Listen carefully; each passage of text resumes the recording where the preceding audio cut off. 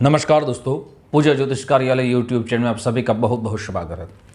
दोस्तों, आज जो मैं उपाय रखने वाला हूँ शादी का, वह मेरी बहनों के लिए है। जो उपाय ब्रह्मास्त्र माना जाएगा, जिसकी शादी में दिक्कतें परेशानी हो रही है, जिसकी उम्र बढ़ गई है, अच्छे पढ़ाई कर चुके हैं, गुणवान है, सुशील है, सुंदर भी है, लेकिन अच्छे रिश्ते नहीं आ रहे हैं। जो रिश्ते आ रही है वो रिश्ते में किसी न किसी प्रकार से रुकावट आ रही है। तो आज ये उपाय आपको जन्माष्टमी के दिन शुरुआत करनी है। ये उपाय बहुत ही सरल है, लेकिन इसका फल जो आप सोच नहीं पाएंगे इतना उत्तम आपको प्राप्त हो सकता है। जब किसी की लड़के की शादी नहीं रहती तब समाज वाले भी बहुत बातें करते हैं, परिवार को ज़्यादा चिंता रहती है और ज़्यादातर उसके पिता को चिंता ज़्यादा रहती है कि मेरी लड़की में हर गुण है लेकिन अच्छे रिश्ते नहीं आ रही है। रिश्ते आ रहे हैं लेकिन वो लड़की के लायक नहीं है। वो पढ़ाई कर चुकी है लेकिन उतने जो भर पढ़ाई होना चाहिए वो नहीं मिलता, या अच्छी सैलरी नहीं है, सुंदर नहीं है, किसी न किसी वजह से वो शादी में बड़ी परेशानी रहती है। तो ये उपाय मेरी बहनें करेंगे और फिर देखेंगे इसका चमत्कार बहुत ही उत्तम रहेगा। लेकिन कई बार ऐसा देखा गया है कि बहुत से लोग हमें एसएमएस के द्वारा एसएमएस करते हैं कि पंडित जी, हमने इतने दिन, आप जो दिन कहे थे उतने दिन हमने उपाय कर लिया लेकिन फल नहीं मिला। सबसे पहले जो उपाय आपने किया है वो उतने दिन ही किया है। थोड़ा सा धैर्य रखना चाहिए, थोड़ा सा इंतजार करना चाहिए, फिर उसका फल मिलेगा ना।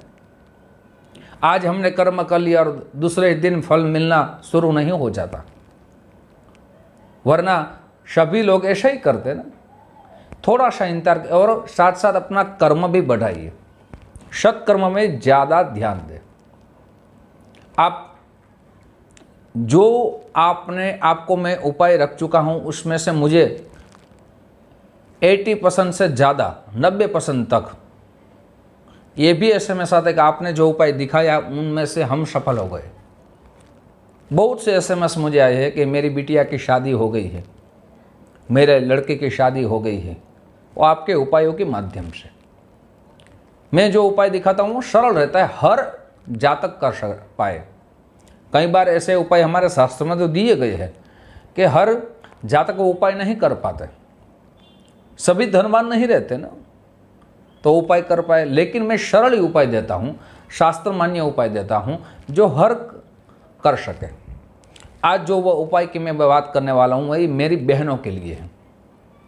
ये जन्माष्टमी आ रही, कई प्रदेशों में भाद्रपद में ये मास में जन्माष्टमी का उत्सव मनाया जाएगा। कई प्रदेशों में सावन मास में ये उत्सव मनाया जाएगा। लेकिन आप जिस भी प्रदेश में रहते हैं, लेकिन जन्माष्टमी आएगी तभी से आपको ये उपाय की शुरुआत करनी है। ये उपाय आपको कैसे करना है पूरा विस्तार रखूँगा, ध्यान से सुने और फिर उपाय करें। सरल रहेगा, बहुत ही सरल है। आपको कितनी चीज़ एकत्रित करनी है। सबसे पहले आपको एक भोजपत्र लेना है, बड़ा चंदन लेना है, फिर एक बांसुरी लेनी है और एक मोर पीछ लेना है। ये चारों वस्तु आपको लेनी है। प्रातःकाल में उठ जाना है। सबसे पहले जो भी भगवान बालकृष्ण भगवान की आप पूजा करते हैं वो बालकृष्ण भगवान की पूजा कर लें। फिर क्या करना है, तो आपको श्रीमद् भागवत में जो माँ रुक्मिणी जी ने भगवान को पत्र लिखा था, बड़ा सुंदर पत्र था। मैं ऐसा कहूँगा कि हमारे भारतवर्ष में फर्स्ट लव लेटर माँ रुक्मिणी जी ने लिखा था, बड़ा सुंदर लिखा था, बहुत ही सुंदर। वो पत्र को पूरी तरह पढ़ लें और फिर वो पत्र को भोजपत्र में चंदन से लिख ले। सुनिए बराबर, भोजपत्र में 7 श्लोक है उसमें, कितने 7, अद्भुत है, बड़े सुंदर हैं। वो 7 श्लोक आपको संस्कृत आता है तो संस्कृत में लिख ले, आपको हिंदी आता है तो हिंदी में लिख ले, उसका अनुवाद किया जा सकता है और अनुवाद मिलता भी है।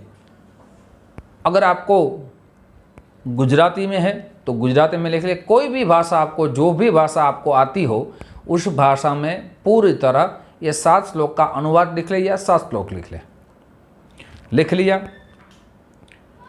और आपके आसपास किसी भी भगवान कृष्ण का मंदिर हो, द्वारकाधीश का मंदिर हो, विष्णु भगवान का मंदिर हो, वहाँ आपको जाना है। साथ में अगर लक्ष्मी जी साथ में है तो आपको 2 पुष्पक की माला ले जानी है। अकेले भगवान है तो आपको 1 पुष्पक की माला, साथ में तुलसी दल जरूर डालना है। पुष्पक की माला में तुलसी दल जरूर डालना है।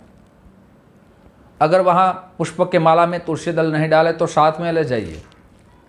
अगर वहाँ पूजा कर सके तो पूजा कर लीजिए, आपकी शक्ति के अनुसार पूजा कर लीजिए। अगर वहाँ पूजा का इतना अवसर नहीं है या पूजा ना कर पाए किसी ने बात से, तो आप वो तुलसी जी के साथ में पुष्पक की माला है, भगवान को अर्पित कर दीजिए और भगवान को नमस्कार कीजिए। जैसे प्रार्थना करनी है, दिल से प्रार्थना करनी है। क्या प्रार्थना करनी है कि माँ रुक्मिणी ने जो पत्र लिखा था और भगवान आप लेने के लिए आए थे, भगवान की पहली शादी श्रीमद् भागवत में पूरा वर्णन लिखा है। वैसे भगवान आप मेरे ऊपर कृपा करें और मुझे भी आपकी तरह, आपके जैसे हे भगवान अच्छे गुणी हो, सुंदर हो, साथ ही भक्त हो, ऐसे वर की प्रदान करें जिसमें बुद्धि शक्ति ज़्यादा हो, साथ ही आध्यात्मिक ज्ञान हो, अच्छी पढ़ाई कर चुके हो, पेशावान हो और साथ साथ अच्छा परिवार भी हो। ऐसी आपको दिल से प्रार्थना करनी है। और जो आपने भोजपत्र पे चंदन से जो पत्र लिखा है वो भगवान के चरणों में अर्पित कर देना है। लेकिन प्रार्थना तो यहाँ से ही करनी होगी, दिल से करनी होगी। साथ में आप बांसुरी लाए हैं, भगवान को बहुत प्रिय है बांसुरी, वो भी भगवान के चरणों में अर्पित कर दीजिए। मोरपिच जो भगवान के मुकुट पे कितना सुंदर लगता है, वो मोरपिच, ये 3 वस्तु, मोरपिच है, साथ बांसुरी है और भगवान को जो लिखा था पत्र वो भी आप चरणों में अर्पित कर दीजिए। पुजारी को दे दीजिए, वो चरणों में अर्पित कर देंगे। अर्पित करने के बाद वहाँ ही बैठ के, अगर जगह है तो वहाँ ही बैठ जाइए, जगह नहीं है तो अपने घर आइए, पूर्व दिशा में बैठ जाइए, भगवान का स्मरण कर लीजिए और जो पत्र है वो पत्र पढ़ना शुरू कर दीजिए। किस दिन करना है? जन्माष्टमी के दिन शुरुआत करनी है। और फिर आपको लगातार प्रतिदिन 3 मास तक, केवल 3 मास तक, 90 दिन तक आपको ये पत्र भगवान श्री कृष्ण के सामने, आपके घर में मूर्ति है तो भगवान के सामने बैठ जाइए या भगवान का स्मरण कर लीजिए और पत्र पढ़िए, लेकिन दिल से पढ़िए। बहुत ही सुंदर पत्र है। साथ ही अब फिर से जन्माष्टमी आएगी, 1 मास पूर्ण हो जाएगी। जन्माष्टमी माने ये तो बड़ी जन्माष्टमी, जो भगवान का प्रादुर्भाव हुआ था, भगवान का जन्म उत्सव हम करते हैं। लेकिन दूसरे मास में जो अष्टमी आएगी उसी दिन फिर से आपको मंदिर जाना है। फिर से कह रहा हूँ, दूसरे मास में अष्टमी आएगी। जैसे कई प्रदेशों में जन्माष्टमी श्रावण, जो जिसको हम एक शुक्ल पक्ष है, एक कृष्ण पक्ष है, तो कृष्ण पक्ष में जन्माष्टमी श्रावण मास में कई प्रदेशों में करते हैं। कई प्रदेशों में भाद्रपद शुक्ल पक्ष में अष्टमी के दिन भगवान की जो जन्म उत्सव करते हैं। तो आपको अष्टमी के दिन, जिस प्रदेश में रहते हैं वो अष्टमी 1 मास के बाद आएगी, उस अष्टमी के दिन शुक्ल या कृष्ण वो आपको देखना है। फिर अष्टमी के दिन 3 वस्तु लेके भगवान के चरणों में अर्पित कर देना है। चंदन से लिख के, पत्र है, बांसुरी है और मोरपिच है। दूसरा मास पूर्ण हो गया। तीसरे मास आपको फिर से जाना है। मुझे लग रहा है तीसरे मास जाना है ज़रूर, लेकिन अब खुशी के साथ जाना होगा, क्योंकि भगवान को दिल से कोई प्रार्थना भगवान अवश्य स्वीकार करते हैं और इसकी इच्छा भी जरूर पूर्ण करते हैं।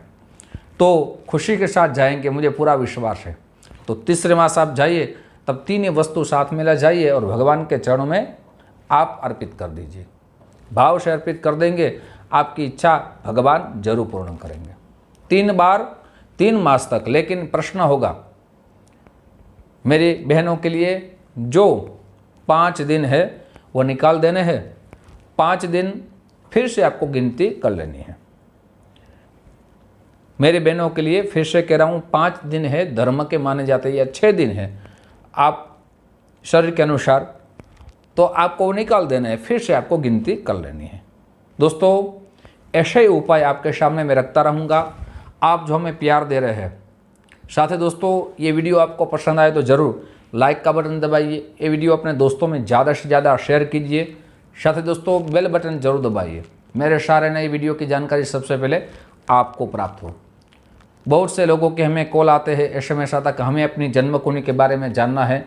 तो मैं कई वीडियो में कह चुका हूँ कि जन्म कुंडली के बारे में जानना है तो सबसे पहले अपॉइंटमेंट लेनी होगी, और जो अपॉइंटमेंट लेने का समय है, बात करने का समय है, वो सुबह 10 बजे से 1 बजे तक है, शाम को 5 बजे से 9 बजे तक है। आप कॉल कर पाएंगे, अपॉइंटमेंट ले पाएंगे। दोस्तों फिर से मुलाकात होगी। आप जो हमें प्यार दे रहे, उस प्यार के लिए आप सभी को बहुत बहुत धन्यवाद। जय श्री कृष्ण, महादेव।